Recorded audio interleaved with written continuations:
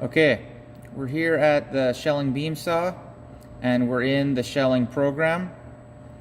This is the production page, but we're going to go into the pattern selection menu, which is where my mouse is. We go down to F7 here in pattern selection. We press there, and the job we're looking for today is 40727.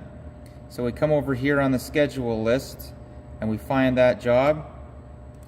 We press the number, and the little plus brings us our individual patterns.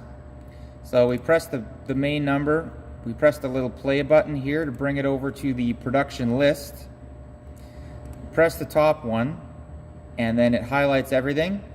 If we double click it, we are now editing the optimization and how it cuts. So the first thing we do is we look at all the T cuts.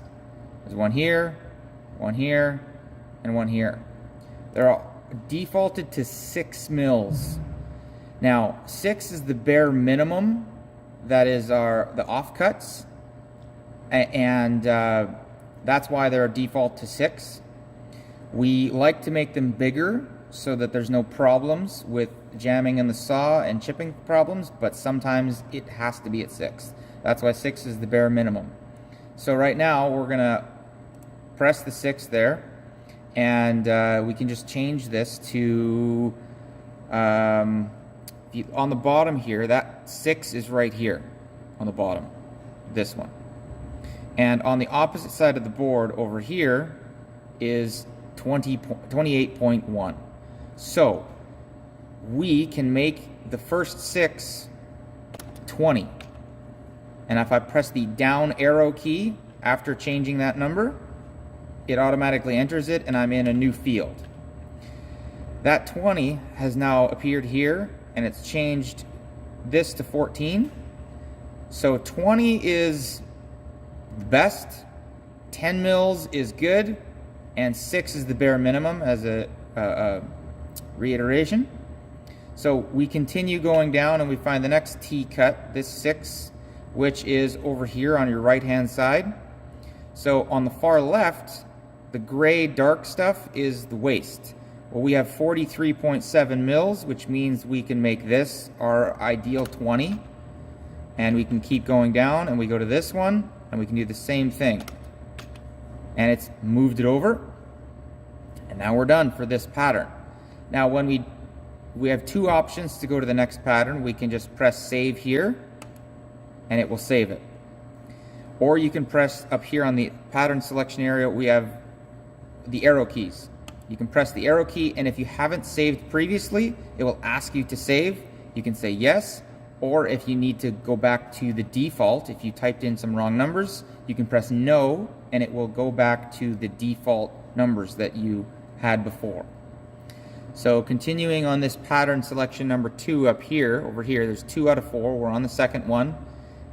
It's 3/4 inch white still, and 19.05 mils. So we're just going to do the same thing. All the T cuts are going to have 6. We look here on the bottom, 6. Across from it is 35, so we have room to make this 20. Over on the right is 6, and the excess, we have some different numbers here. So let's first do the bottom, which we can go to 20, and you press down arrow key to make that stay 20. It's changed. So now this 6 here, we do not have room to even make this 10. So that means this 6 here, we cannot change. But the other 6 down over here, we can. Because up over here, we have 112.4. So we can make this 20, and it moves it. So for this pattern, we are done. So I'll do this the second way this time to go to the third pattern. I press the arrow key. It asks me to save changes. I press yes. Okay, third pattern.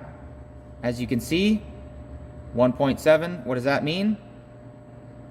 We can't change the first 6. So the second 6, what can we do with there? We have 28.4, 373, and 1634. We got plenty of room.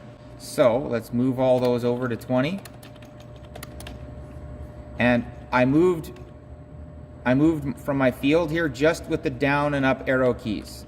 So you can have one hand on your arrow keys and one hand on your number pad, and all you got to do is down and up. So you don't have to move your fingers and hands around a lot.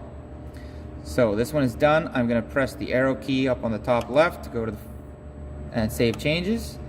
And here, we're most likely going to cut this one piece out of extra pieces that we have lying on the side instead of a full sheet, but we're going to change this to our 20 and our 20 for habit to get fast at it. And we save this one because it's the last one.